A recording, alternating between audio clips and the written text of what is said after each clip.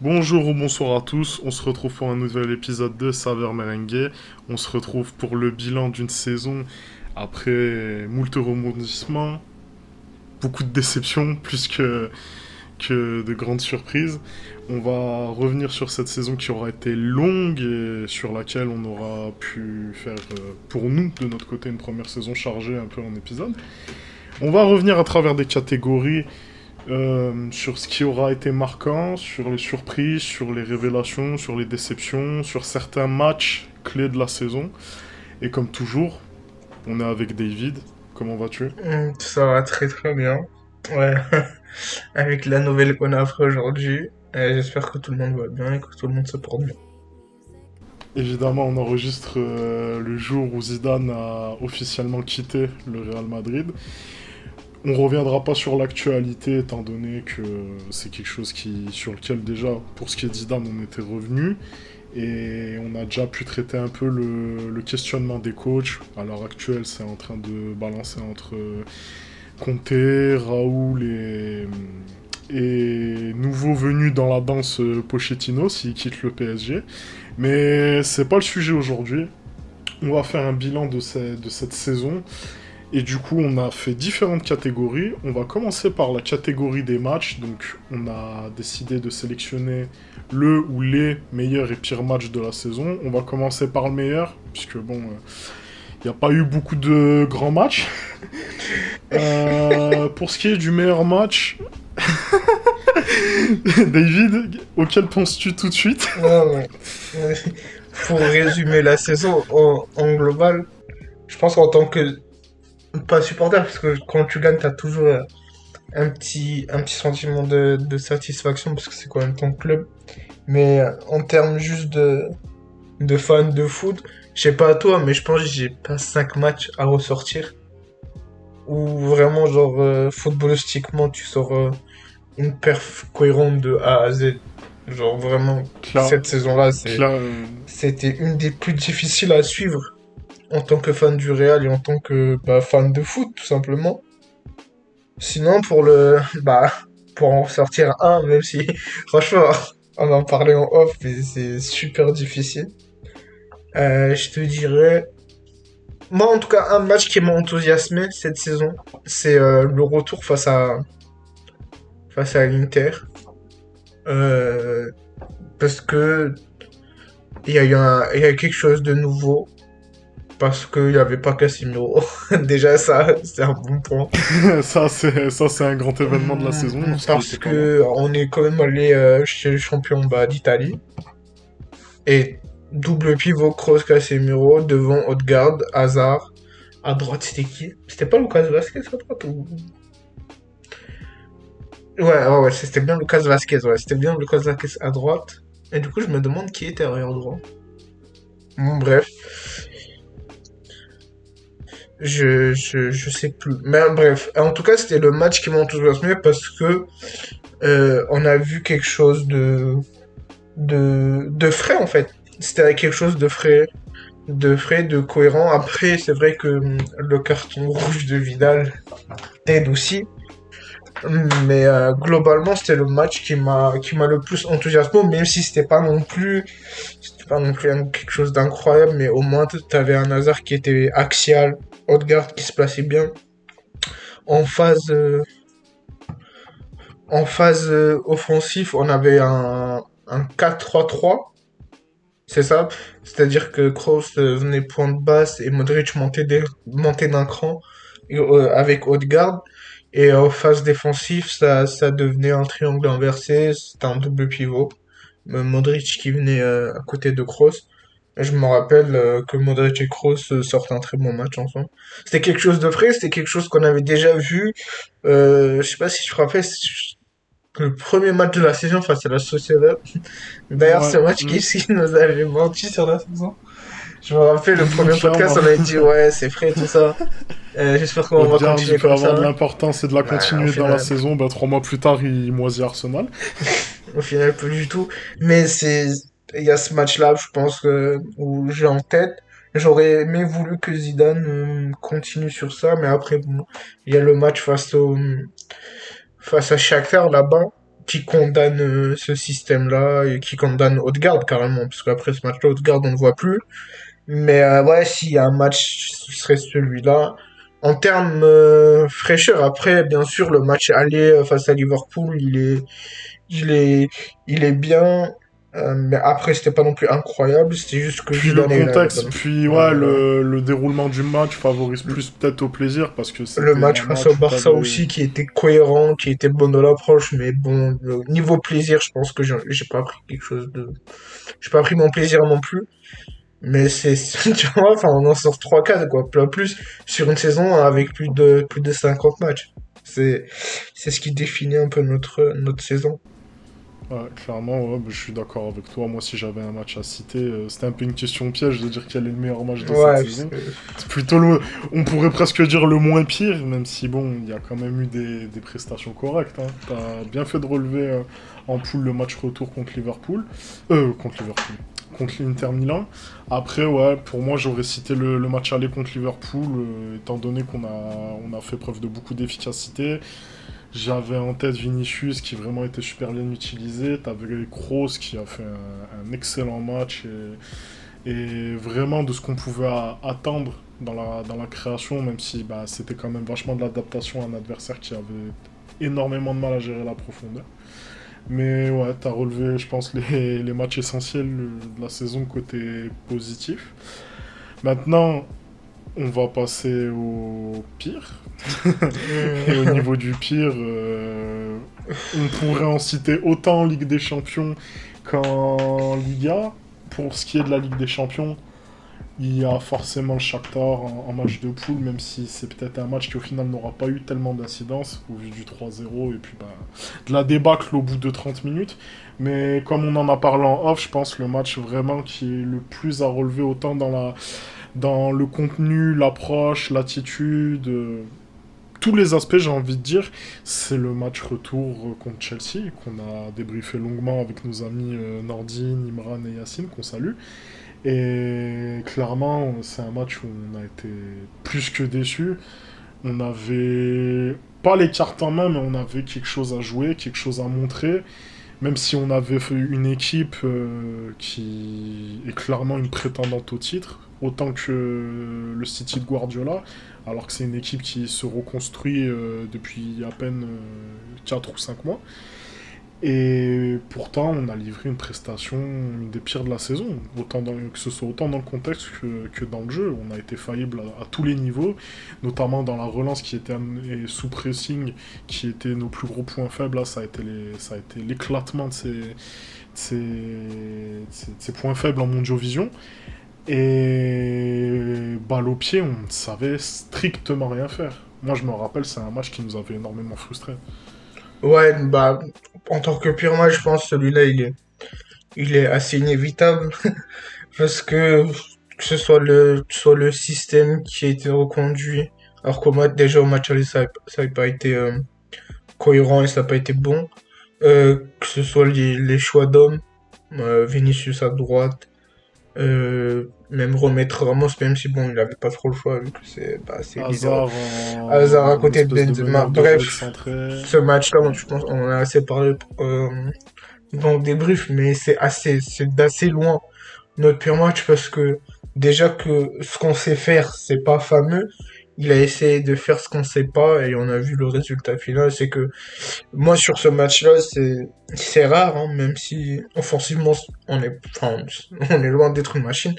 Mais j'ai eu ce sentiment d'impuissance offensive où on pouvait jouer 3 4 heures, je pense qu'on n'aurait pas marqué un but. Et ça vraiment, ça fait mal en tant que supporter. Et sinon après, bah en tant que pur match aussi, on peut citer quasiment tous les matchs à domicile face aux petits, quoi. Un, deux, trois exceptions près où bah, tu sais toujours pas attaquer un bloc bas et que les matchs à regarder en tant que fan, c'est un calvaire parce qu'il se passe absolument rien. Que des centres sur Benzema et t'attends que Benzema te délivre. Mais il y a plein de matchs. Il y a le Cadiz, il y a Alaves, il y a Levante, il y a Elche. Même si Elche tu le gagnes de 1, mais franchement le match il est atroce à C'est. regarder. Vraiment. Séville, Ouais. dans une autre approche où là, t'as le, t'as le destin entre tes mains, en fait. Si tu gagnes ce match, tu fais un non-match, clairement, tu fais un non-match. Et ça, c'était pour le coup, c'était vraiment frustrant. Le match face au Betis aussi, où tu fais 0-0, mais pareil que face à la première mi-temps contre Séville, où tu tentes rien, et limite, tu laisses le ballon à Betis, alors que bah, si tu gagnes, tu recolles à l'Atleti. Plein de matchs à domicile contre les petits où tu sais pas attaquer des blocs bas et que franchement c'est un calvaire de regarder le match. Ouais, clairement. Si moi je devais en relever un concernant la Liga, ce serait clairement le match le match qui s'est passé il y a peu contre Séville, où on avait clairement notre destin en main pour gagner la Liga face à un Séville qui était faillible, qui offensivement n'a pas montré grand-chose, et qui a marqué sur des actions hors du jeu. Donc avec une attitude absolument absente alors que tu avais ton destin en main. Et un schéma de jeu qui a été reconduit depuis plus d'un mois et demi encore en Liga, alors que ça datait du match aller contre Liverpool. Aucune phase d'adaptation face à des adversaires. C'était clairement un match pire que frustrant. J'ai presque envie de dire une faute professionnelle. Ouais, Donc je le conteste. Maintenant, on a abordé les matchs. On va maintenant aborder les joueurs. On a pas mal de catégories. On va commencer par celle des meilleurs joueurs. Du ou des meilleurs joueurs. Je pense qu'on en a deux en tête cette saison. On aurait pu citer Courtois quand même, parce qu'il faut quand même relever son énorme saison, qui aura vraiment permis de conserver des points, et j'ai même envie de dire nous laisser encore en vie dans cette Liga, hein, parce qu'il y a eu des points cruciaux qu'il est allé sauver de quelques arrêts magistraux. Mais on va se concentrer, je pense, sur deux joueurs. C'est dans le secteur du milieu et forcément de l'attaque. Je pense qu'on va commencer par Modric. 34 ans, si je dis pas de bêtises, ouais. ou plus. Ouais, 34 Alors, ans. peut-être qu'il a eu 35 entre-temps, je sais. Attends, je vais voir ça. Alors, Euh, est-ce que on fait une petite vérification. c'est 185? Oui, donc ouais, ouais, c'est bon. Il a 35 ans. Il a Ok, eu ses bah tout 35 fraîchement ans. 35. Ouais, c'est ça, ouais, 35 ans. Tout fraîchement du haut de ses 35 ans, avec parfois un petit manque de régularité à sa surutilisation par Zidane parfois. Il aura pourtant livré une saison de haut standing. Il aura gagné des matchs à lui tout seul, il aura trouvé des solutions dans des contextes très fermés. Il montre encore que c'est plus qu'un patron, c'est presque un des seuls avec le second joueur dont on parlera, magicien de cette équipe, qui est encore là. Un des derniers dinosaures de ceux qui nous auront fait rêver de cette ère de Zidane, qui est maintenant terminée. Euh, Qu'est-ce qu'on pourrait dire globalement sur Modric? Parce qu'après, c'est quand même un niveau Ouais, qui nous habitue depuis 2013. bah écoute, qu'est-ce qu'on peut dire? C'est On peut dire que, encore une fois, il a, il a, il a, il a sauvé pas mal de matchs à lui tout seul dans l'animation au milieu. Mais après, ouais, t'as raison sur. Il y a eu des matchs où il était moins bon. Mais parce que je pense physiquement il a pêché, parce que à un moment donné, il faisait que enchaîner avec le Real et avec la Croatie.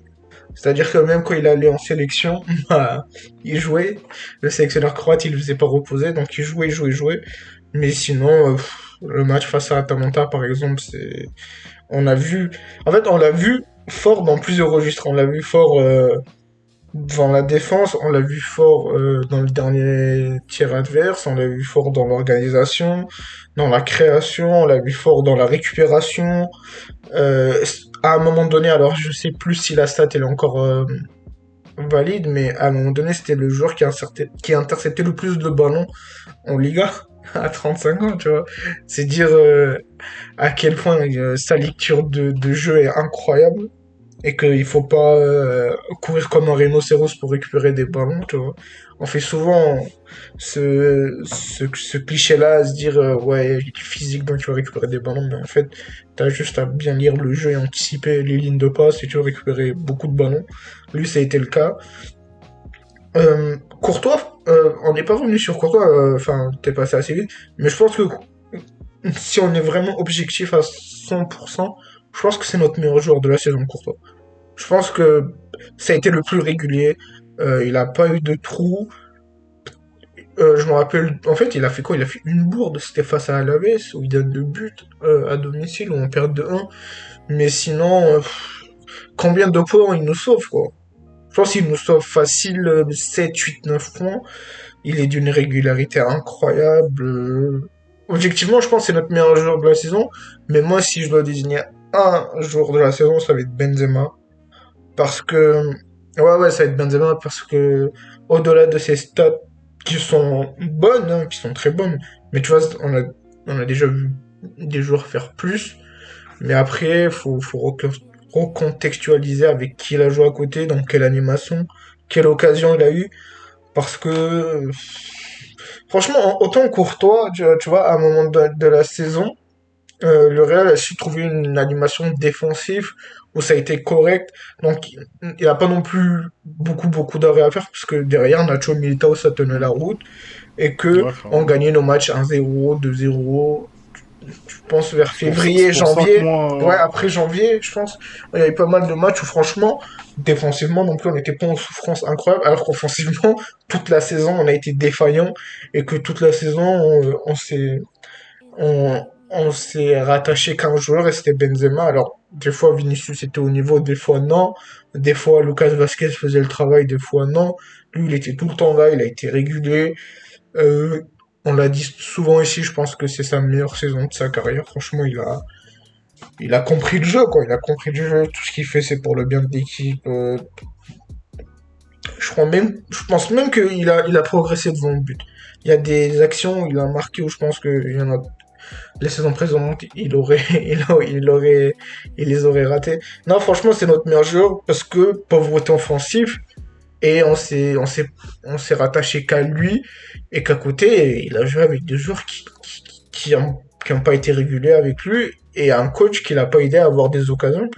Je pense que par match, tu vois, si on se penche vraiment, Benzema, il a combien d'occasions par match cette saison? Il en a deux trois, je tu vois. crois, ouais, c'est Et vraiment ce encore, que c'est j'allais sur dire, des c'est centres, que quoi, tu vois, il n'y a pas des occasions même pas, claires. tu sais quoi, c'est là que moi je trouve c'est encore plus, comment dire, qu'on sent qu'en fait il y a limite une renaissance dans son, qu'il y a eu une renaissance dans son jeu du numéro 9 Benzema.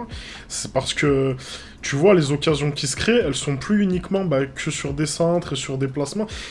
Il y a eu des occasions, seconde partie de saison, c'est littéralement lui qui se les crée. Et pas uniquement en passant par des relais, en jouant des 1-2. Littéralement, tout seul comme un soliste. Moi, je pense aux occasions qui se créent sur le match, enfin, sur la double confrontation face à Chelsea. Match aller-retour, à lui tout seul, il peut nous mettre 2 buts. C'est. Moi, je trouve ça. Moi, en fait, ça m'a rappelé vraiment le Benzema de Lyon qui avait besoin de personne pour être létal ou être dangereux. Et c'est là que moi, je trouve sa saison, elle est vraiment plus qu'étincelante. C'est probablement la meilleure de sa carrière. Parce que pour moi, il a réuni tous les aspects que on a un peu vus dans sa carrière au fil des saisons, des fois qu'on retrouvait moins. Je pense à 2012, lorsqu'on fait la Liga avec Mourinho, il est totalement létal, ultra efficace. Il est très. Il est. Comment dire. Ils se font énormément dans le collectif et vraiment, il a un rôle défini et un système qui est huilé. Je pense à la saison 2016, lorsque Zidane arrive, où c'est le chaos total, et vraiment c'est par ses qualités de numéro 9 et de buteur qui va être une unicité dans le système offensif, même s'il n'y en avait même pas, il n'y avait même pas d'animation. Ensuite, il y a 2017 où on fait le doublé et où là, il a été beaucoup plus discret. Ça a été vraiment le pendant de CR7, mais il avait une influence énorme sans ballon dans la création d'espace, l'utilisation des espaces sur transition offensive. C'était le joueur parfait pour cela. Et là, l'année dernière, c'est une saison, nous, qu'on n'a pas non plus grandement évoquée parce que c'était une bonne saison statistique, mais il y avait des manquements dans son jeu, notamment dans ce qu'il pouvait apporter avec ballon.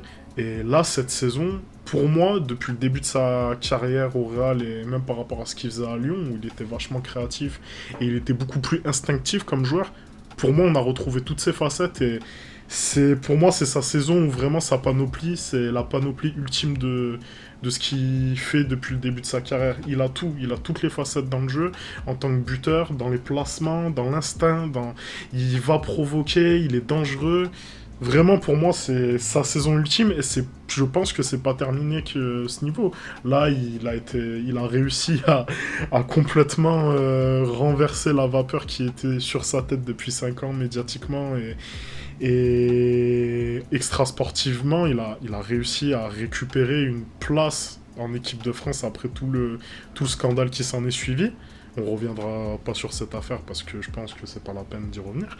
Mais clairement, le sportif a tellement été puissant cette saison qu'il a réussi même à aller jouer il va aller jouer une compétition qui était inespérée pour lui au vu de ce qu'il avait comme affaire depuis. Et je pense que c'est vraiment, on n'a pas fini de voir ce joueur à ce niveau. Je pense que moi je lui souhaite de faire un excellent Euro et de pouvoir s'épanouir à fond. Et la saison prochaine, moi je pense qu'il peut réaliser une saison encore plus gigantesque selon ce qui peut se passer. Parce que vraiment, il a réussi à gagner des matchs à lui tout seul, il a réussi à être une animation offensive à lui tout seul. Pour moi, ce qu'il a comme influence aujourd'hui, elle se rapproche de l'influence que pouvait avoir Cristiano, même si c'est moins dans le côté buteur, il t'assurait un but, mais beaucoup plus dans le côté survie dans le jeu et même danger et occasion créée.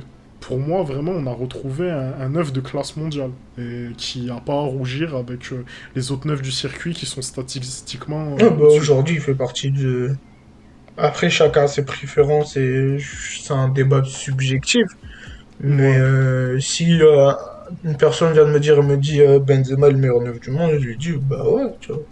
Enfin, franchement, oui, ça franchement, se oui. tape avec Lewandowski C'est et... la... Enfin, moi, de ce que je vois, les neufs qui ont cette palette et qui ont cette maturité dans le jeu à savoir tout faire et être utile à leur collectif et en plus staté comme Benzema staté. Et encore, par rapport à Lewandowski, Lewandowski a beaucoup plus staté que lui. Mais il y a un contexte différent au Bayern. Et même le championnat est différent. Kane, il a fait un meilleur buteur, meilleur passeur en Angleterre. C'est encore quelque chose de fou. Mais les trois, je trouve que les trois Ouais, se ressemblent dans leur profil et les trois sont les meilleurs joueurs à leur poste aujourd'hui, d'assez loin. clairement. Et comme tu l'as relevé d'ailleurs, Benzema qui n'a pas du tout Ah mais bénéficié non, d'une mais animation Benzema, offensive je, cohérente. Il a je sais pas, bénéficié de rien. après, je sais pas, j'ai pas regardé ses XG d'occasion, mais le nombre d'occasions Ouais. qu'il a par match, il doit être minime par rapport à ce qu'a un Lewandowski par match. Kane se rapproche d'un Benzema parce que Kane a joué Ouais. dans une équipe qui avait très peu d'occasions et qui devait beaucoup de fois se débrouiller tout seul comme un Benzema. Mais par rapport à Lewandowski, je pense que il en avait beaucoup moins. Mm. Et au-delà de ça, ce qu'on peut relever en plus, et c'est pour ça que moi je suis passé un peu rapidement sur Courtois, c'est qu'en termes d'influence et de manque lorsqu'il y avait absence, Benzema ça a été le plus imputable lorsqu'il était absent du 11. Et pour moi, c'est par là que j'ai un peu classifié ça, c'est-à-dire Courtois, Modric et ensuite Benzema en termes d'importance. Parce que vraiment, l'influence du joueur cette saison, elle a été énorme, et autant dans la création que offensivement. Est-ce que tu as quelque Non, chose non, à ajouter sur on peut passer à la Benzema catégorie suivante. Ouais, la catégorie suivante. On pourrait citer énormément de joueurs dans celle-ci, la catégorie des pires joueurs de la saison. Même s'il y en a qu'on, je pense, on va garder pour les autres catégories.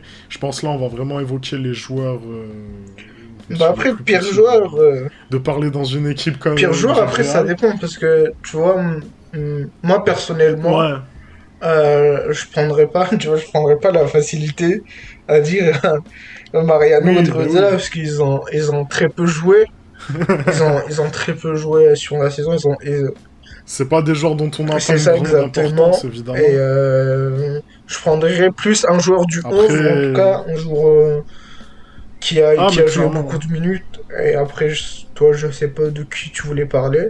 Et d'ailleurs, je te laisse en parler. Vas-y. Bah, on va parler du même de toute façon. Juste après, voilà. On aura vu, et c'est bien aussi quand même de remettre dans le contexte, parce que forcément, les gens ont à l'image bah, les rentrées de Mariano ou les matchs d'Odriozola qui ont été abominables. Mais pour cela, il est important de se concentrer sur un joueur du 11, un joueur qui est prépondérant et dont nous, on a l'impression que personne ne relève dans la médiocrité, parce qu'il est même vu comme un joueur qui est pendant de l'équilibre de l'équipe, qui a toujours un certain apport, et en plus cette saison, folie de Yazid et de ce joueur, on le retrouvait plus offensivement que défensivement, évidemment, il s'agit de Casemiro, et cette saison, c'est... Honnêtement, je pense qu'on est d'accord sur le fait que c'est la pire saison de sa carrière, hein, Mais plus en ça termes de avance, jeu, en termes de en tout ce fait, qu'on veut. plus ça avance. Et chaque saison, en fait, son niveau de jeu baisse. Je sais pas, franchement, la saison dernière, si on avait fait un blanc, je pense que j'aurais dit que c'est le pire. Et aujourd'hui, c'est encore enfin, du 11. Après, bien sûr, on peut dire qu'il a staté, que Zidane peut-être ne le met pas dans les meilleures conditions, le mettant si haut sur le terrain. Bien sûr, mais après, pour moi, ça reste un parasite pour l'équipe. Vraiment, ça reste parasite. Parce que tu as parlé de la relance tout à l'heure face à Chelsea. C'est que un 6 de nos jours qui est aussi peu influent à la relance et avec le ballon, globalement, je parle même pas de la relance, juste globalement, c'est problématique pour une équipe qui joue des blocs bas, on va dire 80% du temps. C'est trop problématique. Tu peux pas, en fait. Juste, tu peux pas te permettre d'avoir un 6 qui se cache ou qui n'a aucune influence avec le ballon quand tu joues des blocs regroupés. Sans ballon, on a vu des fois en transition, c'est catastrophique. Franchement, c'est catastrophique. Euh, il fait des fautes de plus en plus inutiles. Je pense à la faute face à Séville où ça te coûte un but, où il doit pas faire faute. Euh, le fait de se jeter aussi, il se jette énormément, donc il se fait... Alors des fois il récupère et ça fait... À la télévision ça fait beau parce que il va faire un tac, ça va récupérer le ballon, mais des fois il va se jeter, il va se faire éliminer, ça va te coûter un but comme face à Liverpool le match aller où Wijnaldum l'élimine juste trop facilement en fait sur un double contact. En fait, que ce soit avec ballon, que ce soit sans ballon, son influence. Franchement, aujourd'hui, moi, personnellement, je trouve que c'est un parasite pour l'équipe. Après, il a des défenseurs. Je comprends pas comment ces défenseurs regardent les matchs. Mais bon, tant mieux pour eux, écoute. Ils finissent la saison avec 6 buts et 4 passes D en Liga. C'est le deuxième, C'est le deuxième je meilleur crois que c'est buteur le en deuxième Liga. meilleur buteur de l'équipe. Parce que par rapport à Ouais. son positionnement et par rapport à l'animation offensive, où tu vas centrer et il va être là de la tête à mettre un but. Mais franchement, mais en fait, moi j'ai. C'est pas Non, censé être c'est un pas du tout argument censé pour être un argument. défendre. Moi je préfère un 6 qui marque 0 but, mais qui a de l'influence dans le jeu, qui va organiser le jeu, qui va savoir s'orienter dos au but, qui va savoir gérer le tempo du match, qui va soulager Modric d'un peu de la création, de tout ça en fait. C'est que il te fait rien de tout ça. Et en plus, il est problématique sans ballon. Donc, ça devient un parasite pour l'équipe. Moi, j'ai hâte de voir le prochain coach du Real, comment il va l'utiliser. S'il va l'utiliser, parce que pour moi, après, on va pas aller dans les détails, mais pour moi, pour moi, c'est incompatible. Franchement, c'est incompatible avec Casemiro.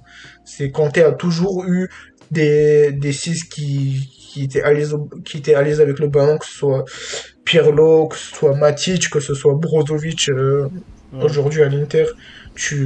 Pour moi, c'est ouais. impossible. Des Regista qui étaient Pochettino, peut-être proactifs. qu'il va l'utiliser parce que Pochettino aime bien avoir un 6 comme ça. Mais bref, Ouais. on va pas aller dans les Ouais. détails. Mais en tout cas, oui, du 11. c'est Casemiro. Sinon, si on élargit, bah ouais, Mariano, il a rien à faire ici, quoi. Et Odriozola non plus, tu vois. Mais bon, ce serait facile de dire eux, tu vois. Oui, oui, oui. Bah oui, évidemment. C'était un peu une petite crotte de nez pour des joueurs qui n'ont pas un niveau professionnel. Mais pour ce qui est de Casemiro, si je peux ajouter quelque chose, c'est que honnêtement, le pire, c'est que les seuls arguments qui pouvaient le sauver, qui étaient que ouais, il annule les transitions offensives adverses, il coupe les lignes de passe, il a un abattement défensif, il récupère des ballons. Depuis 2 saisons, ça n'est plus du tout le cas. Il faut s'actualiser et allumer sa télé parce que vraiment, ça n'est vraiment plus le cas. Ceux qui pensent encore que Casemiro fait le même travail qu'il faisait en 2017. Parce que là, avant, il pouvait être un point faible de l'équipe, mais il n'était pas pour autant ridicule ou même il avait encore le peu de qualité qu'il avait, il les mettait sur le terrain, il les utilisait. Depuis même 2018, j'ai envie de dire, ça n'est plus du tout le cas. On parle d'un non-joueur pour moi, littéralement. On est vraiment, comme tu as dit, c'est le mot exact. On parle d'un parasite que Zidane n'avait pas envie de sortir du 11. Lopetegui a essayé, malheureusement, les résultats n'ont pas voulu lui donner raison et aussi le fait qu'il soit vite retourné sur ses idées. Honnêtement, c'est un joueur, si on veut progresser un jour dans le jeu, et même individuellement, c'est un joueur qui doit sortir du 11, clairement. Peut-être pas sortir de l'effectif ou de la rotation, mais aujourd'hui, pour moi, il a plus rien à faire en tant que numéro 6 du Real. On est bien d'accord. Pour ce qui est des pires joueurs, on a fait le tour. On va passer maintenant à la catégorie des surprises de la saison, des joueurs dont on n'attendait pas un tel niveau. Moi, j'en ai relevé deux. Je vais te laisser commencer. Quel joueur, toi, t'as envie Euh, d'aborder à l'image de Bah, moi, surprise de je te la saison? dirais. Ah, Oui. juste avant, pour bien dissocier, moi, j'ai fait une catégorie surprise et Oui, c'est révélation. pas la même C'est-à-dire chose. que pour Oui, ce qui est oui. des Canterano, des Ah jeunes, bah, en tant que voilà. surprise, je te dirais Nacho. Franchement, Nacho, j'avoue, j'avoue m'être trompé sur lui, parce que au début de la saison, et même la saison dernière, je pensais que c'était plus un joueur qui avait le niveau pour jouer au Real. Et même en tant que joueur de rotation, quand j'ai vu qu'il avait prolongé, c'était quand? C'était la saison dernière ou encore il y a 2 saisons. Franchement, j'étais pas content. Mais écoute, euh, il y a rien de honteux et je pense, moi je le pense vraiment, je pense que c'est notre meilleur défenseur de la saison, cette saison. Globalement, je pense que c'est le meilleur. Il a fait des matchs, je trouve, incroyables, que ce soit face à l'Inter, comment il amuse d'un Lukaku alors que Lukaku fait une tête de plus que lui, voire 20 kilos de plus que lui. Ça a été notre défenseur le plus régulier et pas non seulement il a été bon, mais je trouve que il a fait augmenter Varane d'un niveau parce que Varane, je pense que tu vas y revenir sur Varane. Le début de saison Varane est un peu mitigé et dès que Ramos s'est blessé et que Nacho a pris sa place, ben, même Varane, à une époque, a augmenté son niveau de jeu, a été plutôt serein. Après, il a joué à côté de Militao, ça a marché aussi. Franchement, Nacho, je me suis trompé parce que je pensais vraiment qu'il avait plus du tout le niveau, qu'il était fini. Et au final, je me rends compte que ben, pour un joueur de rotation, Real de Madrid, il fait l'affaire. Et je pense que dans d'autres clubs d'un niveau moins supérieur au Real, il aurait été titulaire indiscutable parce que il est bon dans l'anticipation, il est bon dans le placement, il est bon dans la lecture de jeu, il fait des conductions avec le ballon, il sort bien sur l'attaquant adverse. Franchement, il a tout d'un défenseur central de très bon niveau. Et j'avoue avoir été surpris par son niveau cette saison-là. Je suis d'accord avec toi. Moi, c'est un joueur que j'ai jamais lâché, malgré les performances très compliquées qu'il a eues de saison en arrière, dû surtout au fait qu'il était plus placé comme défenseur central, mais Zidane le trimballait à des postes qui avaient rien à voir avec son jeu, c'est-à-dire poste de latéraux, à gauche, à droite. Vraiment, il y avait... Pour moi, c'était le joujou de Zidane à ce moment-là, et ça me faisait beaucoup de peine pour lui. Et là, il a retrouvé enfin son poste de prédilection, il a retrouvé ses sensations, Et pour moi, il a même été plus impressionnant que lors de la saison du doublé, où vraiment il avait été le vrai troisième défenseur, puisque Pepe avait eu pas mal de pépins cette saison. Et franchement, ça a été... pour moi, j'ai pris énormément de plaisir à le voir cette saison. Et j'ai toujours eu un petit...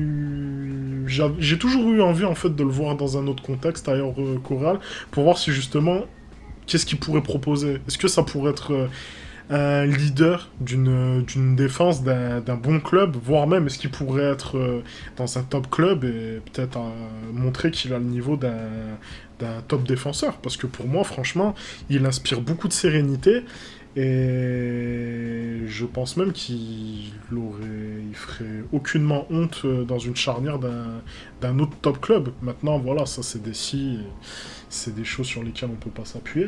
Mais tout ce qu'il aura affiché cette saison, pour moi, c'est clairement le niveau d'un titulaire du Real. Clairement, c'est le niveau d'un joueur qui peut tenir la baraque pendant au moins une dizaine de matchs, qui aura toujours son rendement et qui inspirera toujours de la sérénité, l'efficacité et même un certain leadership, étant donné son expérience au sein du club.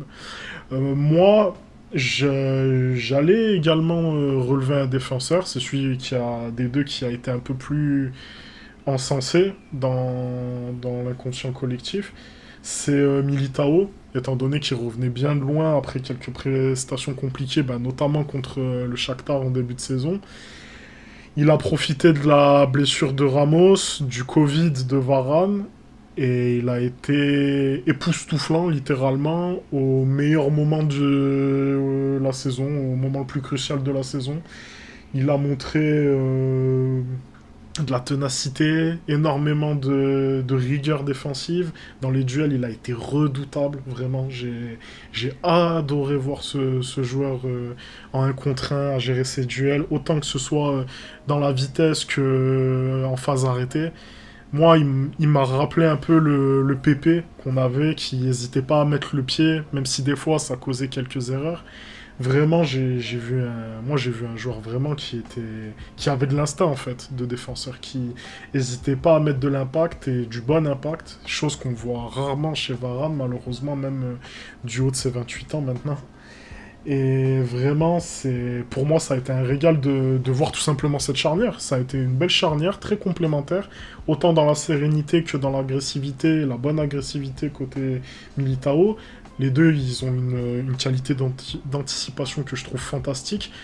Peut-être moins Militao pour ce qui est de la profondeur et de l'espace derrière son dos, mais alors vraiment, dans sa surface, c'est un chef. C'est vraiment, il s'impose et pour moi, c'est un défenseur d'avenir au Real et il aurait aucun mal à s'installer titulaire de la charnière pour plusieurs saisons, selon ce qui va se passer cet été entre départ de Ramos ou bien les deux, avec un départ de Varane qui est apparemment pressenti.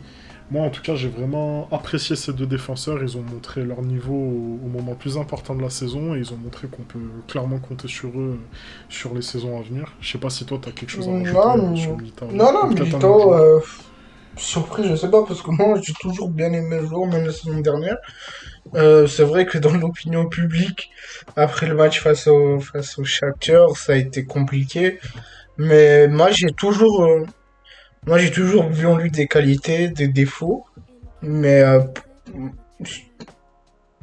comme tu as dit, il a fait le taf quand Varane a eu son Covid, quand Ramos s'est blessé. Mais surpris, non, pas forcément, mais oui, il fait partie des joueurs à- où t'en tires un positif sur le bilan de la saison. Oui, clairement. C'est même très positif pour la suite de Militao au club. Parce que, encore en janvier, il y avait des rumeurs de départ. Alors que là, maintenant, bah, tu Ouais, vois, les rumeurs, ils sont estampés et ils sont ils sont éteintes. éteintes, Et voire même, tu vas compter sur lui pour plusieurs années.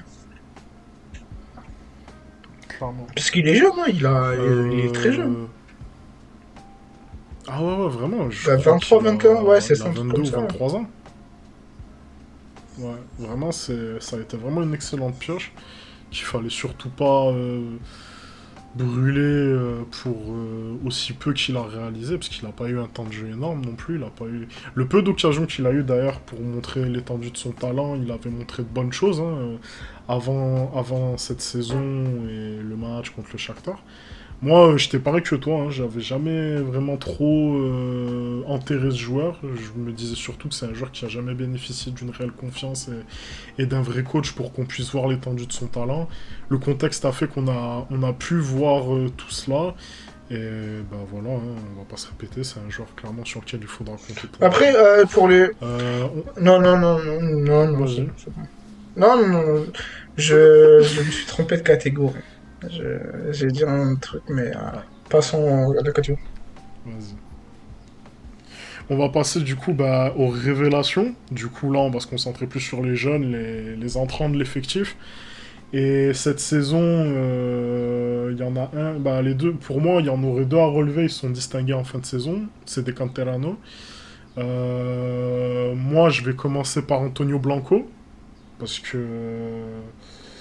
c'est le profil de numéro 6 qu'on attend depuis, je pense, le départ de Alonso, qui date maintenant d'il y a plus de 6 ans.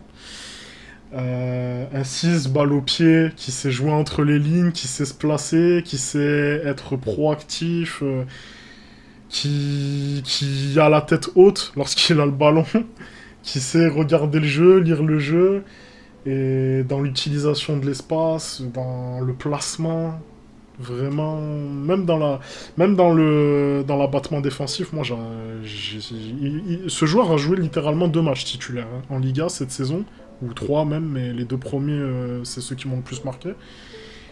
Et il a montré une activité sans ballon, en sachant qu'il n'a pas dû recevoir des consignes époustouflantes de la part de Zidane, et en plus, il a commencé dans un double pivot avec Casemiro, c'est dire à quel point, niveau responsabilité sans ballon, il était chargé.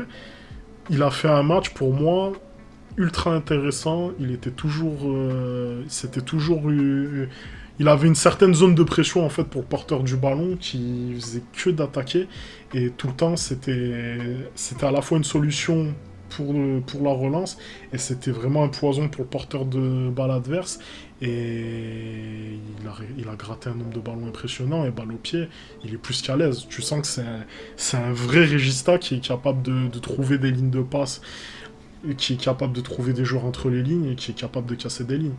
Maintenant, à voir si il va afficher ce niveau. Moi, je pense que si on lui donne la confiance et même un coach, il peut très très vite monter. Il peut même aller faire de l'ombre très vite à Casemiro. À voir ce que l'avenir lui réserve, quel contexte il aura pour évoluer. Mais pour moi, déjà, c'est la révélation numéro 1 de cette saison. Vraiment, le 6 qu'on attendait depuis des années. Et même un jeune que moi, j'avais vu 2 ans auparavant déjà un peu montrer de belles choses. La saison dernière, il a gagné la Youth League avec Raoul. La saison d'avant, ça parlait un peu de lui comme le joueur de sa génération. Clairement, là, pour moi, c'est le jeune qu'il va falloir suivre la saison prochaine et voir ce qu'il va donner. Toi, David, Bah, qu'est-ce que t'en Blanco, penses? parce que quand t'as l'habitude d'avoir Casemiro au poste de 6, tu vois un jeune qui se cache pas, qui va demander les ballons, qui va savoir se retourner, qui va essayer de jouer vers l'avant. C'est sûr que ça te change, même si on l'a vu, comme t'as dit, il a été titulaire que 2 matchs. Miguel Gutiérrez, lui aussi, sur 2, 3 matchs, c'est prometteur de ce qu'il a montré, parce que, encore une fois, tu vois, moi j'ai du mal à juger, parce que, en fait, vu que les titulaires, il y a beaucoup de lacunes, et dès que tu vois un jeune qui a, qui, qui a passé la cune et qui a proposé quelque chose d'autre, ouais, c'est ça. Moi, j'ai pas envie d'être dans ça, tu vois. J'ai envie de laisser ces jeunes s'exprimer sur plusieurs matchs, avoir de la continuité et voir leur réel niveau. Mais en tout cas, s'il y a 2 joueurs à en tirer dans cette catégorie, oui, c'est clairement Blanco et Miguel Gutiérrez. Après, les autres joueurs, moi, j'avoue, tu vois, un Sergio Arribas, il a joué aussi quelques matchs.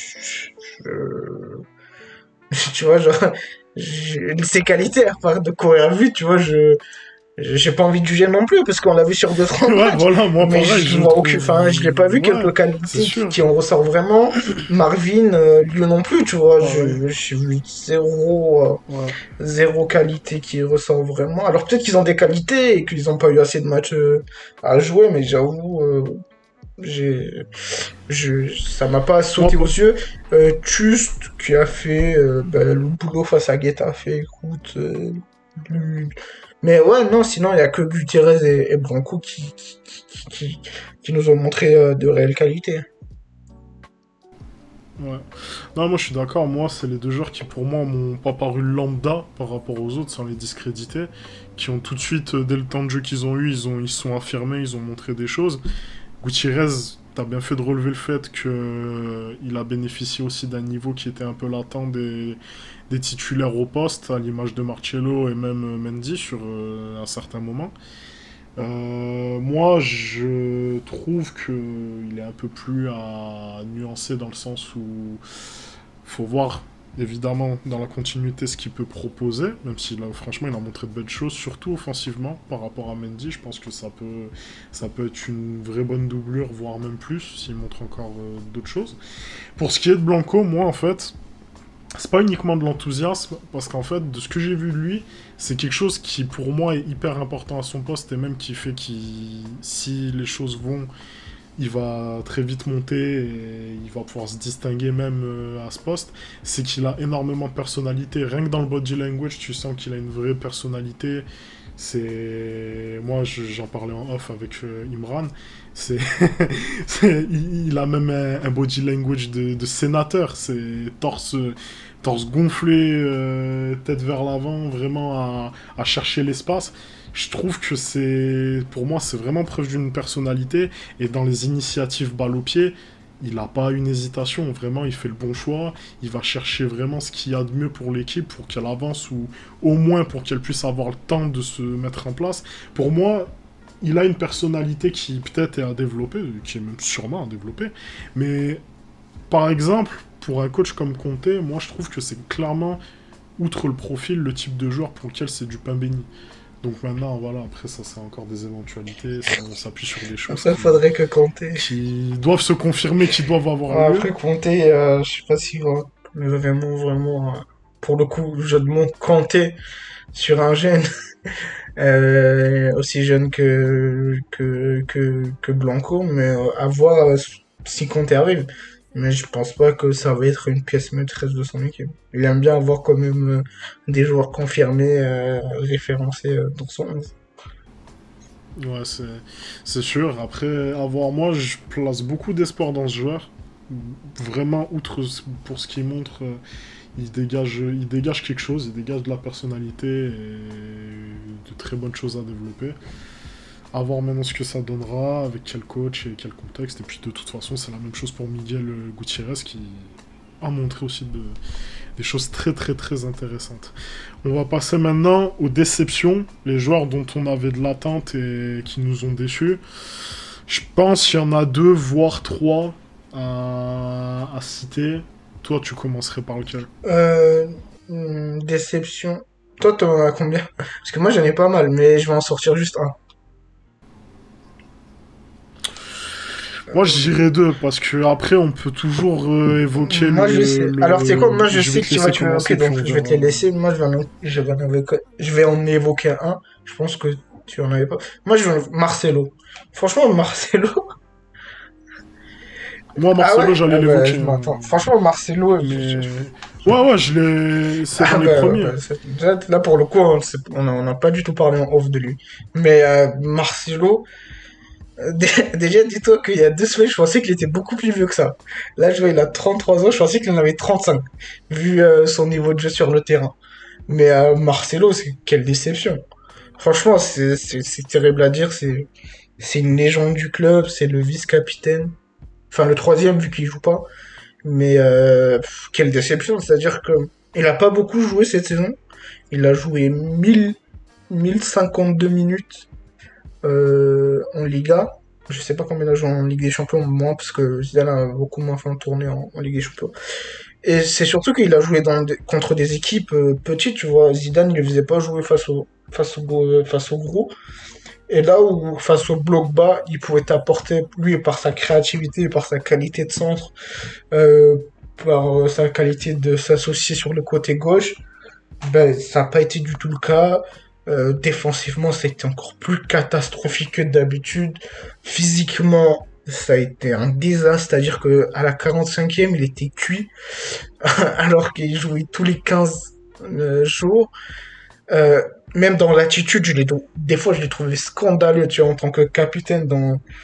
Des fois, il taclait pour rien, genre, c'est n'importe quoi. Franchement, un joueur dépassé, mais genre dépassé, tu sais, genre, tu peux avoir un joueur dépassé, mais au moins dans l'attitude qui va essayer de se battre, tu vois, genre un vieux qui va toujours essayer de nous montrer ses qualités. Lui, c'était pas du tout le cas, t'as l'impression qu'il avait je sais pas si il a été contrarié du fait que Mendy est passé devant lui. Je pense pas, parce que Zidane a dû lui dire.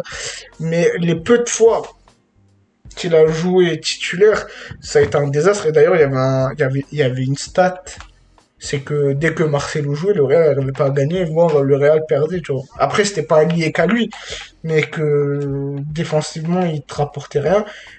Ça, j'ai envie de te dire, limite, ça, on avait l'habitude, mais qu'offensivement, il monte si peu. Il avait même sa qualité de centre cette saison, je l'ai pas trouvé bonne.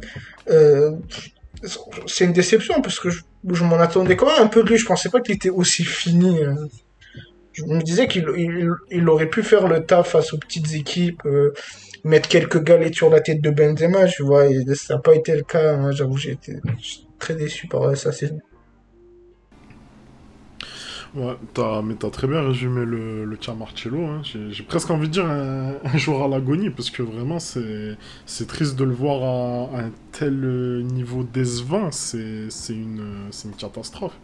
Et moi, ce qui m'embête dans son cas, c'est qu'en plus de ça, au départ, il n'est pas tellement fautif de son niveau de jeu parce que il a perdu une régularité à cause du chamboulement qui a eu lieu au premier départ de Zidane, Lopetegui qui se fait virer, t'as Solari qui arrive, et Solari il était arrivé avec des joueurs qu'il a ciblés comme enfin, il a ciblé des parasites, des prétendus parasites qui n'en étaient pas du tout. Il avait ciblé Isco, il avait ciblé Marcello. Pour des raisons que la presse a prétendu, physiques ou autres. C'était les deux joueurs qui n'avaient pas lieu de se passer. Ils l'ont montré quand ils avaient retrouvé du temps de jeu avec Zidane. Et il a perdu une certaine régularité. Et même en retrouvant du temps de jeu par la suite, ça a été plus compliqué. La saison dernière, j'avais l'impression que ça s'était quand même un peu stabilisé, même si il y avait eu beaucoup de rotation avec Mendy et au fur et à mesure, Mendy commençait un peu à prendre plus de titularisation, mais Marcello conservait les gros matchs dans mes souvenirs. Et là, cette saison, Marcello s'est clairement effondré. Et là, cette saison, pour moi, il n'y a pas d'autres circonstances atténuantes qui puissent un peu le sauver. Pour moi, vraiment, il a fait une saison qui n'est que due par sa faute, dans tous les aspects. Non, bah après, si t'as d'autres joueurs à évoquer, vas-y. Je pense que tu vas évoquer Varane aussi, je Moi, sais, mais Varane, on en a assez forcément, parlé. forcément, Moi, parce que même... Varane, je suis déçu depuis deux trois saisons. Donc, c'est juste une continuité dans ma déception, tu vois. Genre, comme on avait parlé, j'ai l'impression qu'il stagne, voire qu'il régresse. Il y a eu des rumeurs de, il y Ça a n'a eu des jamais été rumeurs de en... départ. J'ai envie de te dire, Ouais, vas-y. s'il part, je vais pas être non plus super, super attristé de son départ. Ouais, clairement. Même moi, il a jamais en fait passé ce palier de leader défensif et même de joueur au niveau de Ramos. Pour moi, il a toujours été un cran en dessous, même si il a eu une saison où il a montré un peu ce niveau. Ça a été vraiment dans la course à la troisième Ligue des Champions du Tripit, où vraiment là, il a même eu un niveau au-dessus de celui de Ramos, qui bon, Ramos était un peu en deçà. Mais sinon, il a jamais montré le niveau ultime qu'on pouvait attendre de lui. Mais après, après, si on prend du recul, c'est un peu dû au jeu qu'il a. Il a toujours eu un jeu un peu trop propre, qui avait pas suffisamment d'instinct, j'ai envie de dire. Et Et c'est un joueur, c'est toujours quelque chose Sans qui... compter qu'il peut vite dégager si Kanté arrive. Mais, Clairement, clairement. C'est un joueur en fait, il inspire mais je pas vais de te dire un leadership, truc, il a je pas trouve cet que instinct la de... saison de Nacho lui fait très mal, parce Hmm. que Nacho, sur une courte période, a Ah ouais, montré qu'il vraiment. pouvait être beaucoup plus leader d'une défense que lui, alors que c'est censé être le quatrième capitaine de l'équipe, tu vois, au niveau ancienneté. Donc je pense que la saison de Nacho lui fait très très mal, genre moralement. Et je pense que Militao, dans deux trois saisons, aura ce rôle de leadership qu'aura sûrement pas eu Varane, tu vois. Clairement, clairement. Pour moi, Varane, cette saison, c'est peut-être la fois où il a perdu une bataille dans sa hiérarchie, c'est que vraiment, tous ses points faibles, ils ont un peu éclos aux yeux du monde, mais en plus de ça, il a pas essayé, il a pas vraiment rivalisé, quoi. Genre, les autres avaient plus de qualité, plus de leadership et même plus de sérénité que lui, en fait. Parce que même truc bête, à la relance, il y a des moments où vraiment, il prenait la facilité par peur de faire un choix vers l'avant. Et ça, c'est problématique. C'est même quelque chose qu'avant, on n'avait pas à se soucier de lui. On savait qu'il allait soit prendre le dépassement de fonction et gagner des mètres, soit balle au pied, il était capable d'être bon à la relance. Maintenant, c'est vraiment plus le cas. Et comme tu as dit, franchement, au vu du niveau, bah, s'il part, franchement, ça va pas être une grande perte, étant donné que on a quand même deux défenseurs qui peuvent encore montrer des choses. On va récupérer Alaba, à voir ce que Alaba donnera. Mais on n'aura pas une grande perte, en fait, par rapport à un Ramos. Et j'ai en plus de ça, moi, un truc qui m'embête un peu chez le joueur, parce que ça montre aussi un peu son degré de combativité, c'est que les rumeurs de son départ, elles datent pas de cette saison, elles datent même de... Je sais plus si c'est je crois que c'est l'été dernier encore, où il avait dit dans une interview de l'équipe, il avait hésité à partir, mais qu'au final il restait une saison de plus et qu'il verrait.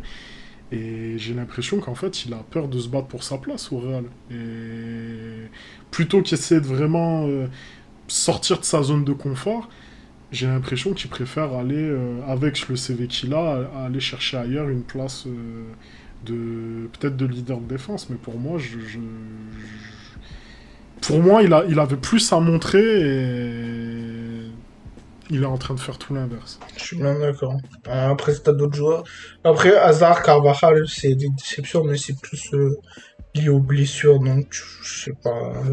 Franchement, et franchement, tu dis Carvajal, mais pour moi, Carvajal, il a vraiment eu Non, deux mais, trois matchs quand il est revenu moyen, et sinon, non, il mais a toujours Carvajal, affiché son était niveau, quoi. toujours très bon. Je parle pas au niveau de jeu C'est déception, mais ça. c'est plus niveau Hmm. blessure ou. Je sais, hein, mais c'est vrai que des gens voient en lui une certaine déception, alors que lui, pour le coup, vraiment, c'est juste les blessures qui l'ont imputé.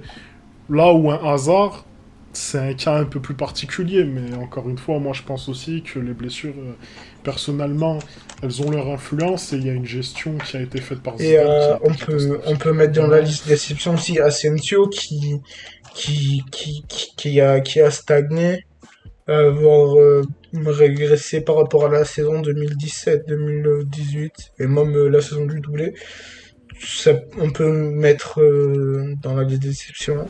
Après, on Après, a parlé après, animation, tout ça, mais lui ne fait rien pour sortir de ça. Même s'il a eu quelques bons matchs, hein, ça n'a pas été toujours mauvais. hmm. Ah, tu Ouais, je vais vas... nuancer un peu. Mais Asensio est clairement dans cette liste pour moi, dans la liste des déceptions.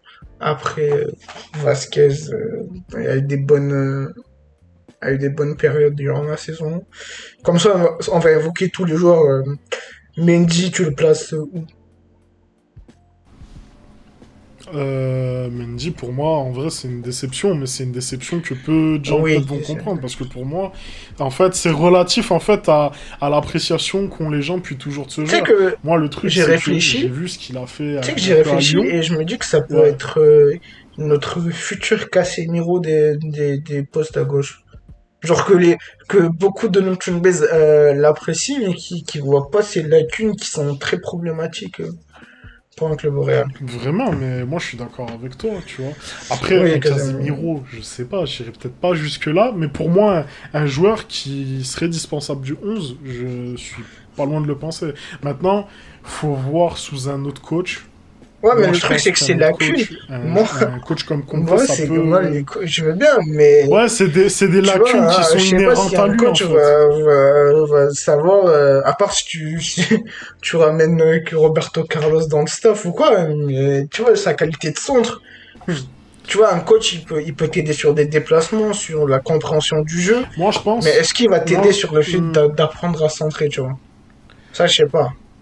sur le centre, Maintenant, je suis d'accord avec toi sur le centre. Maintenant, tu vois, si un coach arrive à utiliser ses qualités et en faire un piston qui arrive à jouer dans Ouais, mais le truc, c'est l'intérieur que et à combiner piston, ça va avec... falloir que tu colles ta ligne et que tu sois très actif sur, tu sois actif sur, Moi, je pense qu'il a les sur qualités ce jeu. pour montrer des choses dans ce rôle-là. Après, tu Moi, vois, c'est se moi, projeter j'avoue, un peu j'ai du dans mal à l'inconnu le hein, de dire voir ça.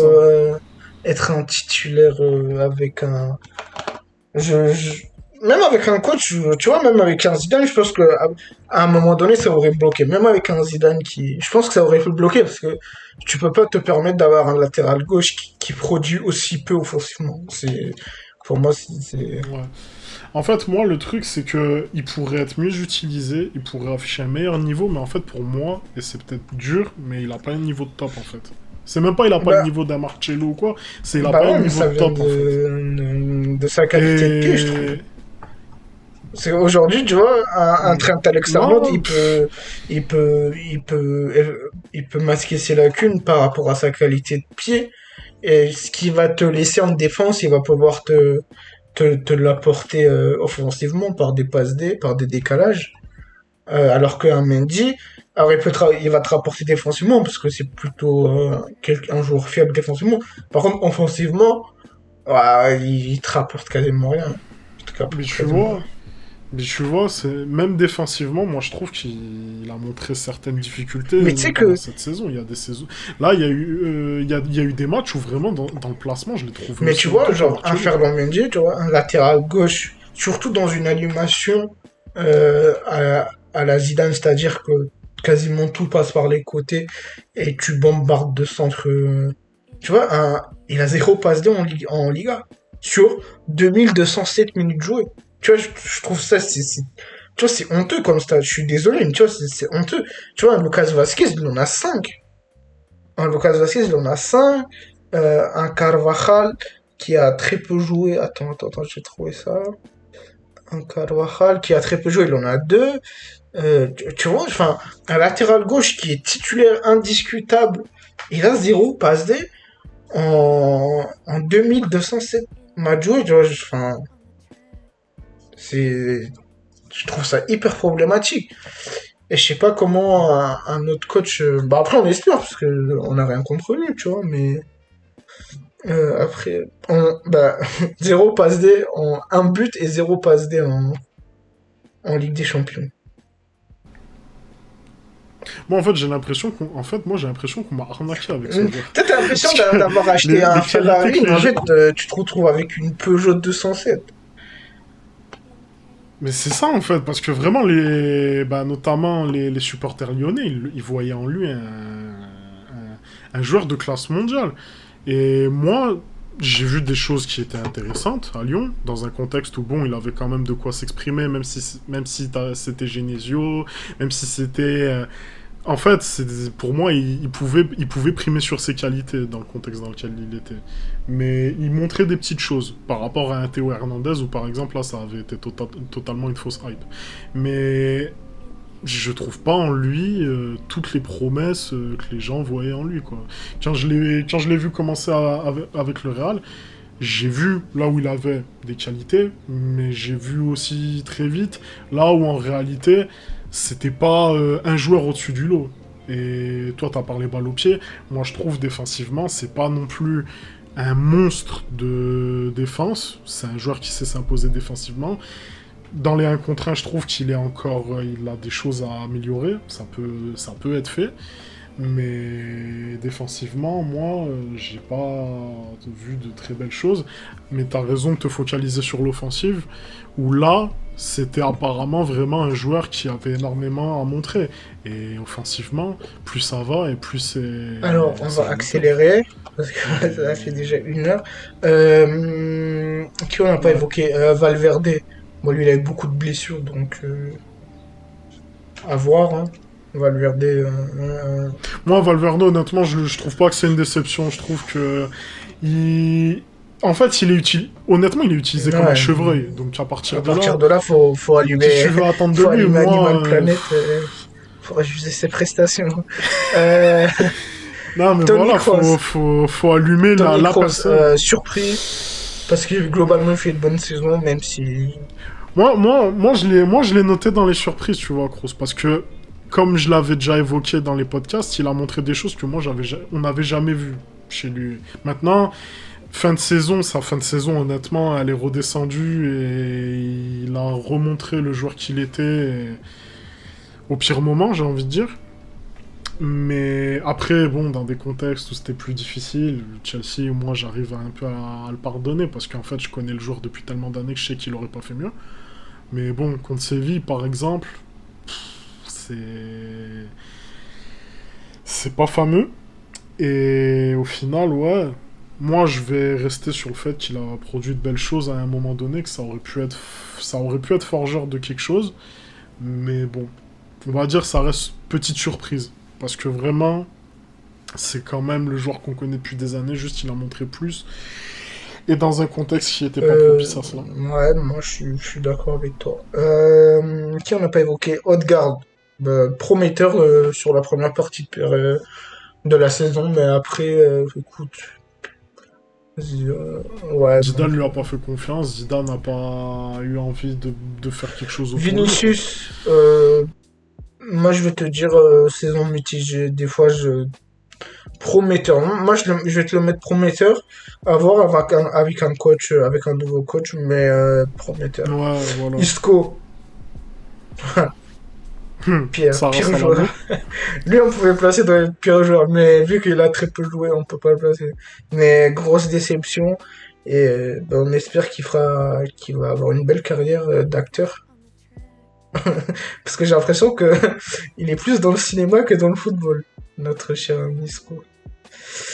Euh, C'est vrai qu'on le voit très éloigné des et, terrains de foot ces derniers et on temps. le comprend. Rodrigo, lui aussi, il a une grosse blessure de tremblement, mais Ouais, j'avoue, si on peut le prêter dans un club. je, je crois qu'il est temps d'arrêter de croire que être brésilien et avoir 18 ans, c'est synonyme d'être un crack. Parce que franchement, on a recruté un joueur qui, pour moi, il a pas une seule qualité de crack, Bah, vraiment. franchement, tu sais, des fois, je me rappelle, face à l'Inter, il met une belle galette. Oh, je crois qu'il marque. Face à Mönchengladbach, le match où tu dois absolument gagner, il met un bon sentiment. Mais sinon, Ouais, il avait marqué contre l'Inter, ouais, mais après... franchement, En fait, t'as envie de dire, franchement, quand tu le non, vois non, continuellement jouer, tu te poses la question, tu te dis, c'est non. quoi ses qualités? Ses qualités, c'est d'aller jouer au Celta Vigo, monsieur. Euh, Et encore, t'es gentil, moi je pense qu'il a un niveau Asensio, Ligue 1, on a le garçon. évoqué. Ramos, bah, blessé, a jamais eu de continuité. Moi j'ai juste une petite déception sur le fait qu'il a voulu Mais reprendre trop après vite ça, ouais, au moment Ouais, de... ouais, ouais. Ouais, mais est-ce on peut lui en vouloir? Problème en fait, c'est qu'encore tu peux comprendre parce qu'il a envie d'être présent, mais en fait à un moment c'est le leader de l'équipe et il a besoin de ce recul aussi Après, pour...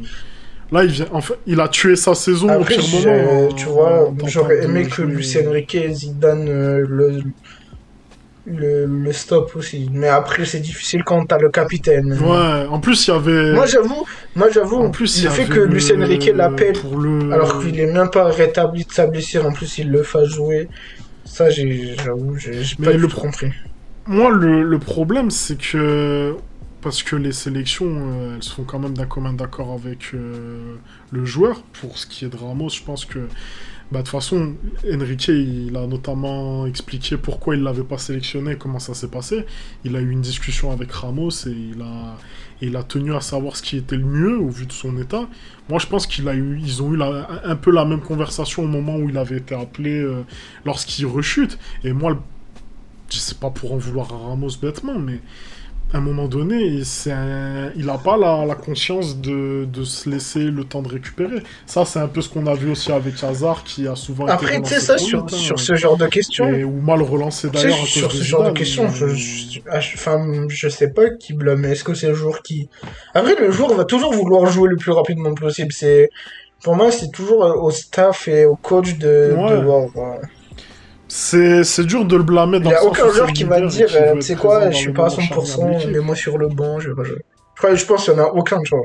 À part Isco qui a une carrière de producteur à faire, mais tu vois, il y a aucun joueur qui va te dire, ouais, mais tu sais quoi, je suis pas prêt, laisse-moi sur le banc, alors que t'as des grosses séances qui arrivent, tu vois. Mais bon. Sinon, Hazard, on en a parlé, lui, il a plein de blessures. Mariano, on en a parlé, on espère le voir sur Discovery Après, Channel. quand même, sur Asensio, j'aurais été un peu plus. En fait, pas, je nuancerai pas, mais en fait, globalement, c'est la problématique qu'on a de lui depuis le début qu'il est au Real, c'est qu'il a fait une saison où il était bien Ouais, utilisé, mais et le le truc, reste du c'est temps, que les gens l'ont pris pour ouais, un mais le joueur truc, c'est côté. qu'on aura toujours ce même débat avec lui. C'est est-ce qu'il est aussi fort pour que tu te dis, ben, tu sais quoi, je vais mettre une animation autour de lui et je vais le mettre dans l'axe. C'est ça aussi. Ça, ouais. Maintenant, je pense qu'aujourd'hui, tu peux pas être optimiste à cette idée, parce que le mec il a même pas évolué à son poste en fait au Real. Donc comment tu Ouais, peux mais je donner pense que vu ce ce qu'il genre te de choses montre sur un à. côté ou quoi, je pense pas que. Après, tu vois, il a été, Bah après, pour être honnête, il a été, quand il y a une animation où il rentrait axial sur la fin de saison, il était intéressant, tu vois, c'était pas dégueulasse. moi le Mais est-ce truc, qu'il est assez fort pour que tu te dises, c'est quoi, je vais. Au moment où À partir du en moment où fait, Zidane il compte pas sur Odegaard dans l'axe alors qu'il a été plus que prometteur sur la première partie de saison, tu te dis qu'en fait, ouais, tu peux pas Asensio, tu compter peux pas en sur vrai, tu dis pas, Asensio. tu dis pas, il est. Ouais. Tu vois, Hazard, tu peux essayer parce qu'il a déjà montré.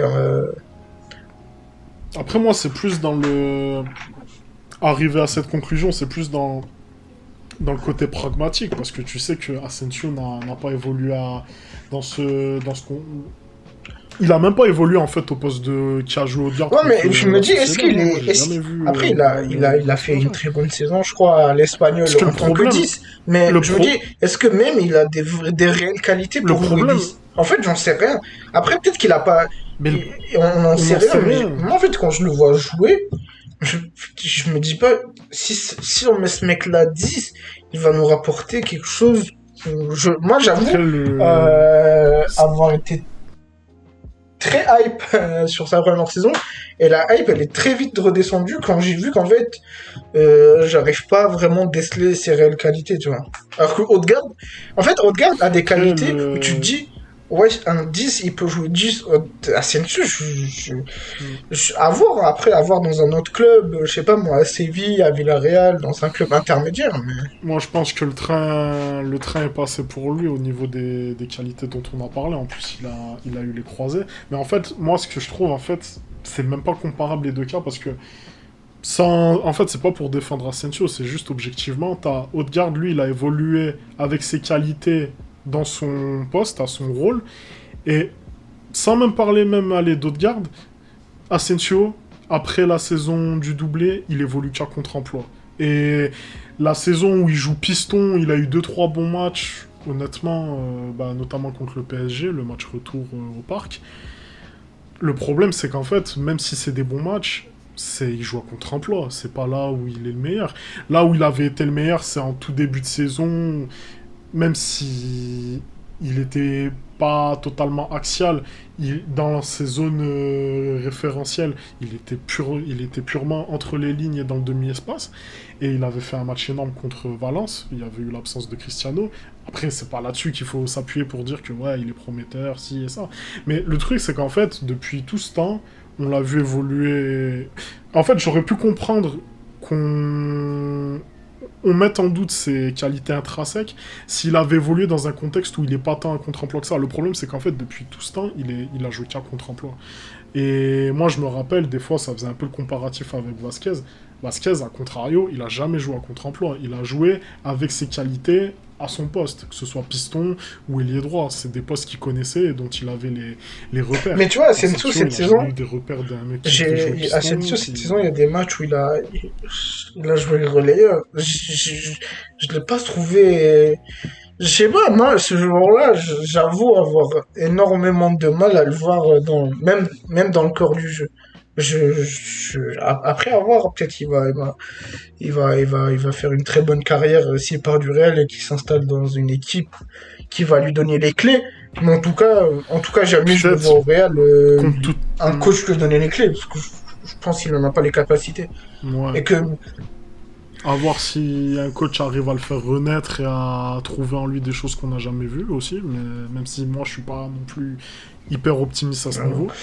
et sinon, on a évoqué tout le monde. Jovic, écoute, Je crois que c'est même pas la peine. Jovic, c'est, Jovic, un bon match contre Valladolid, mais Zidane le écoute, déteste. je crois que c'est le match qui le tue, mais Arribas, on a évoqué. Non, je crois qu'on a évoqué tout le monde, on était assez complet. On était. Ouais, on a globalement évoqué tout l'effectif, on l'a repassé en vue. Euh, Conclusion du championnat, conclusion de la Ligue des Champions pour On- terminer. Je pense sur la Liga. Franchement, on va être rapide, parce que Ouais, on va être ceux rapide. qui découvrent le podcast avec cet épisode-là, vous invite à aller voir tous les podcasts précédents. On évoque toutes les difficultés de cette saison. Liga, écoute, Liga, ça a été très pénible à suivre parce que tu vois, encore en Ligue des Champions, il y a des matchs où tu peux ressortir. En Liga, il y en a quasiment pas. Il y en a deux, trois, pas plus. Ça a été un calvaire à suivre parce que t'as pas un modèle de jeu, en fait. Et je trouve que c'est ce qui est le plus reprochable à Zidane, c'est que déjà, il a pas mis en place un modèle de jeu. Il en a pas. Ça, c'est sûr et certain. Cette saison, c'était la confirmation. Et bah, t'as joué 80% du temps face à des blocs bas et ta seule solution pour contrecarrer ça, c'était de placer Casemiro dans la surface et de encore plus centrer. Donc, qu'est-ce que tu veux espérer gagner une Liga quand t'as si peu de, de, de références collectives en fait. Tu vois, même à l'Atlético, avec des trous durant la saison, mais ils ont quand même eu une ligne directrice collective. Le Barça, ils en ont eu. Nous, on n'en a pas eu. Nous, c'était un miracle qu'on soit dans la course au titre jusqu'à la fin, parce que dès janvier, je pense que le championnat était terminé. Atlético nous ont remis dans le jeu, mais tu peux rien espérer dans un championnat, même si le championnat est faible, hein, attention. Le championnat est faible cette saison, mais même s'il est faible, si t'as pas un modèle de jeu, si t'as pas une ligne directrice dans le jeu, tu peux rien espérer. Benzema va te sortir des situations, mais c'est pas un surhomme non plus. Il y a des matchs, il va rater des occasions, tu vas pas pouvoir les gagner. Le pire, c'est que face à ces petits, t'as mangé des transitions, c'était humiliant. Face à Cadix, le match, c'était un cirque total. Dès que tu joues un bloc bas, t'as des difficultés, tu trouves pas des moyens, t'attaques mal et en plus tu défends mal. Et sinon, pour la Ligue des Champions, c'était mieux. C'était mieux parce que les joueurs étaient plus concernés, donc à partir de là, c'est plus facile pour Zidane de mettre quelque chose en place. Il y a eu des bons matchs, on a évoqué l'Inter, on a évoqué Liverpool. Même le retour face à Gladbach, il est pas inintéressant. Dans le contenu, il y avait eu un bon pressing collectif. Mais ça se termine sur un truc ridicule que Zidane nous foire totalement. Tu vois. Et franchement, globalement, et là je vais terminer mon propos, c'est que globalement, cette saison était très très très décevante pour ma part. Parce que j'attendais pas des résultats, j'attendais pas des titres, mais en tout cas j'attendais une identité. Et en fait, Zidane, il en a pas mis. Et là, il part. Et il part et le coach qui va venir, il va tout recommencer d'une page blanche parce qu'il te laisse rien. Et que, en tant que supporter du Real, j'ai pris du plaisir à regarder pas plus de 5 matchs. Et je trouve que, ah, en fait, c'est ça, en fait. C'est que si tu veux juger une saison, pardon, c'est que tu juges les matchs où tu as pris du plaisir à regarder. Si t'en as pas plus de 19, c'est que ton équipe a fait globalement une saison moyenne. Et nous, ça a été plus que moyenne là. Clairement, je pense que t'as parfaitement résumé la saison en elle-même, que ce soit Ligue des Champions, Liga. On va pas revenir Non, sur on l'a Zidane, fait, on a ça y est, fait on en a l'épisode marre, on est précédent. fatigué. On a clairement parlé largement du cas Zidane. Bon vent à lui, on espère qu'il profitera bien, peu importe ce qu'il fera. Et maintenant, il faut regarder vers l'avant. La saison est terminée. On vous réserve une belle surprise, parce qu'on a quand même encore une émission qui sera un hors-série. Ce sera le premier hors-série de la chaîne. Et puis ensuite, on se retrouvera cet été pour parler un peu mercato, pour parler du nouveau coach. À voir qui ce sera. On va le découvrir bientôt, je pense. Et on préparera tranquillement la prochaine saison, parce que forcément, on reviendra plus fort que jamais. Et on commence déjà un peu à préparer la suite. Et voilà. On va pas faire les remerciements maintenant, on le fera lors de la prochaine émission. Euh, on a fait le tour de cette saison qui aura été, qui aura été, je pense, très fatigante en tant que supporter. Ça aurait été l'occasion pour nous d'enfin mettre un peu des mots et dans un exercice plus propre ce qu'on pensait de cette équipe et des folies de Zinedine Zidane. Merci à vous de nous avoir écoutés. N'hésitez pas à partager, liker, commenter sur YouTube. Allez écouter sur les plateformes de streaming, partager. Apple Podcast, mettez les 5 étoiles. Toujours disponible évidemment sur SoundCloud, Spotify. Et on se retrouve pour la prochaine émission avec de belles choses. On n'en dit pas plus. Portez-vous bien et à la prochaine.